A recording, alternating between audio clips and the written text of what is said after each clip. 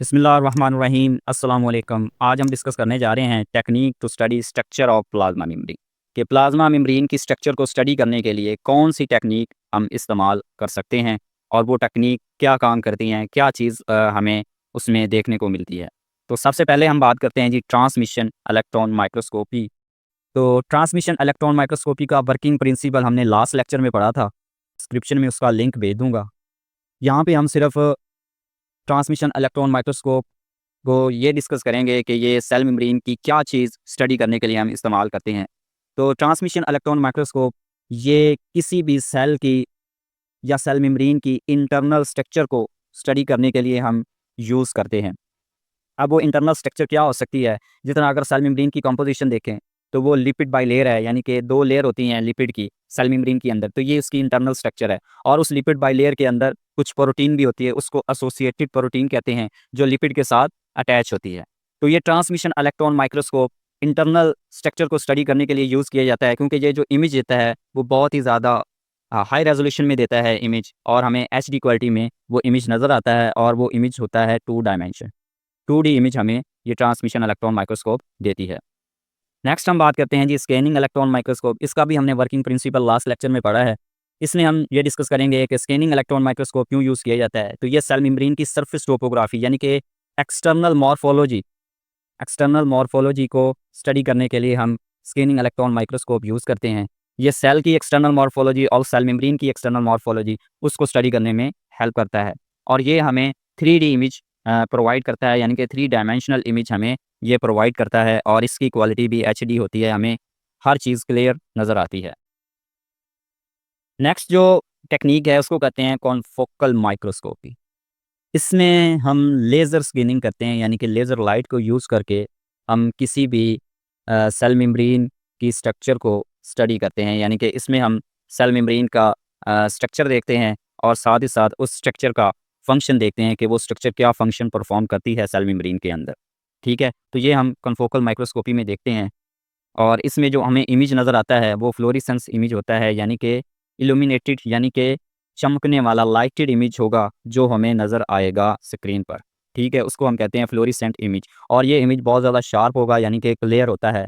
HD quality में ये भी इमेज देता है हमें, और इसमें हमें बहुत सारी डिटेल भी मिलती है।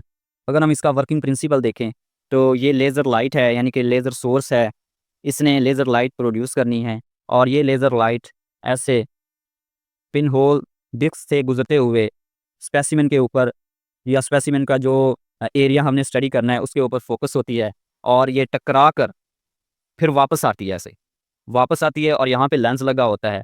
इस लेंस से पास होकर यहाँ पे सीसीडी कैमरा लगा होता है, और वहाँ पर हमें इमेज प्रोवाइड करती है।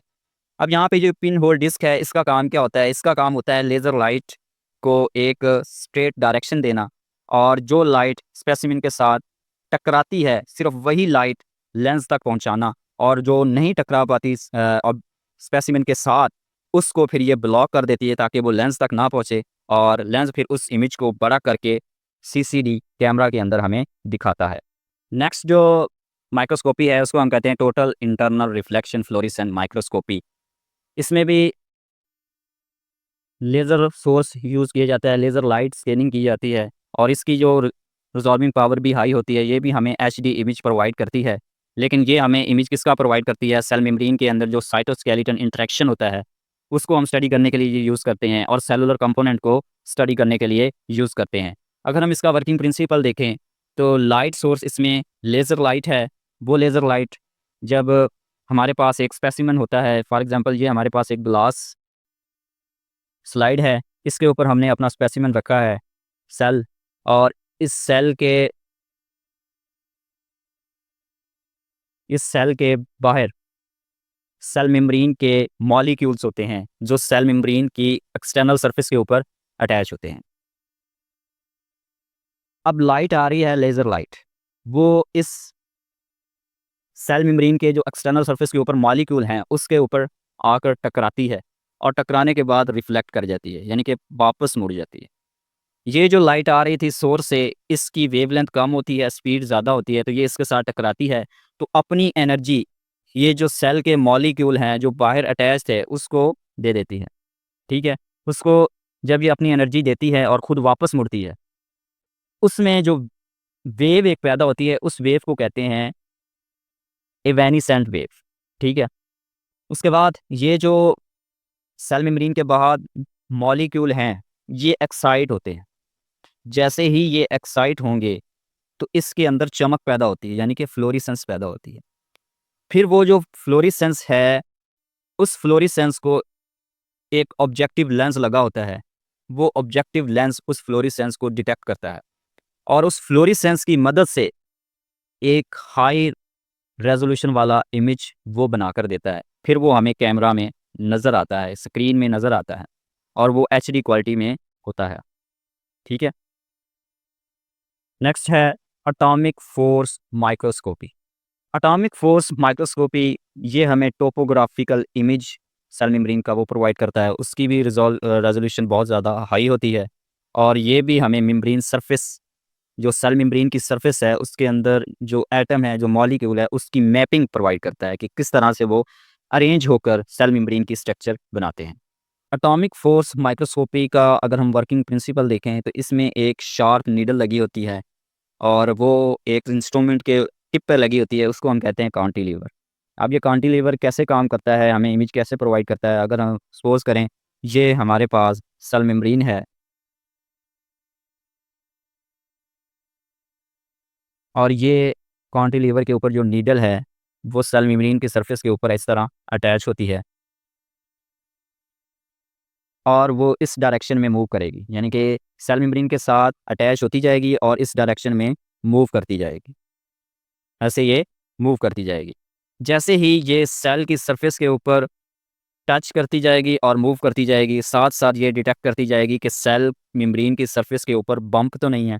बम्प का मतलब क्या है कि सेल मेम्ब्रेन के ऊपर गड़े तो नहीं है। जिस तरह अगर अब ये सेल मेम्ब्रेन के ऊपर यहाँ पे अटैच हुई है, अब ये यहाँ पे आएगी तो ये थोड़ी-सी नीचे गहरी सरफेस पे चली जाएगी, फिर दोबारा ये ऊपर आएगी, फिर इस तरह फिर ये दोबारा नीचे चली जाएगी। तो इस तरह से सेल मेम्ब्रेन के अंदर ये बम्प डिटेक्ट करती जाएगी। ठीक है? अब ये बम्प जब डिटेक्ट करेगी तो इससे जो बम्प डिटेक्ट करेगा वो करेगा लेज़र चेक मूवमेंट ऑफ कांटिलीवर। ये इसकी मूवमेंट को चेक करेगा। लेज़र लाइट इसकी मूवमेंट को चेक करेगी और ये देखेगी कि ये नीडल कभी अप होती है और कभी डाउन होती है। ठीक है? जैसे ही ये अप डाउन मूवमेंट नीडल की लेज़र लाइट डिटेक्ट करेगी तो उसको फिर ये कंप्यूटर की तरफ सिग्नल सेंड करेगी अप एंड डाउन का। फिर कंप्यूटर उस सिग्नल को रीड करके एक 3D इमेज प्रोवाइड करेगा और वो सेल मेम्ब्रेन की का सरफेस इमेज होगा। सरफेस इमेज होगा और 3D होगा। 3D सरफेस इमेज वो कंप्यूटर बनाएगा सेल मेम्ब्रेन को। नेक्स्ट है एक्स-रे क्रिस्टलोग्राफी। एक्स-रे क्रिस्टलोग्राफी ये सेल मेम्ब्रेन के अंदर जो एटॉमिक स्ट्रक्चर है उसको स्टडी करने के लिए हम यूज़ करते हैं। फॉर एग्जांपल सेल मेम्ब्रेन के अंदर प्रोटीन है, उस प्रोटीन की स्ट्रक्चर को स्टडी करने के लिए हम एक्स-रे क्रिस्टलोग्राफी करते हैं और एक्स-रे क्रिस्टलोग्राफी भी हमें हाई प्रिसिजन के साथ इमेज प्रोवाइड करता है। अच्छा, अब इसका हम वर्किंग प्रिंसिपल देखें तो सबसे पहले हमने सेल मेम्ब्रेन के जो कंपोनेंट हैं, फॉर एग्जांपल हम प्रोटीन की एक्स-रे क्रिस्टलोग्राफी करना चाह रहे हैं तो सबसे पहले हम सेल मेम्ब्रेन से प्रोटीन को सेपरेट करेंगे, फिर उसके हम क्रिस्टल बनाएंगे। क्रिस्टल बनाने का क्या तरीका होता है कि सैचुरेटेड प्रोटीन का एक सैचुरेटेड सॉल्यूशन बनाया जाता है। फिर उस सैचुरेटेड सॉल्यूशन के अंदर जो सॉल्वेंट होता है उसको इवेपोरेट कर दिया जाता है। जब सॉल्वेंट्स को सॉल्यूशन से इवेपोरेट किया जाता है तो बाकी जो बच जाएगा वो सोल्यूट बच जाएगा और वो सोल्यूट एक क्रिस्टल की फॉर्म में नीचे बैठ जाता है। वही क्रिस्टल हमने प्रिपेयर कर लिए हैं। अब उस क्रिस्टल के ऊपर हमने एक्स-रे की बम्बार्डमेंट करनी है, यानी कि उसमें उसके ऊपर हमने एक्स-रे फोकस करना है। ठीक है? तो जब हम एक्स-रे फोकस करेंगे तो क्रिस्टल के अंदर जो प्रोटीन मॉलिक्यूल्स होंगे वो इर्रेगुलर तरतीब में होंगे, कोई उनकी तरतीब ऑर्डर नहीं होगा, इस तरह से होंगे। ठीक है? जैसे ही इसके ऊपर एक्स-रे टकराएगी तो वो डिफरेंट डायरेक्शन में डिफरेंट पैटर्न में डिफ्रैक्ट होगी, यानी कि मुड़ जाएगी। ठीक है? तो ऐसे मॉडल को फिर कंप्यूटर डिटेक्ट करता है कि किस तरह से एक्सरे के जो रेडिएशन हैं वो डिफ्रैक्ट हो रही हैं, मुड़ रही हैं, और फिर उसको स्टडी करके कंप्यूटर एक इमेज बनाता है, 3D मॉडल बनाता है, उस कंपाउंड का, उस मॉलिक्यूल का एटॉमिक स्ट्रक्चर बनाकर देता है।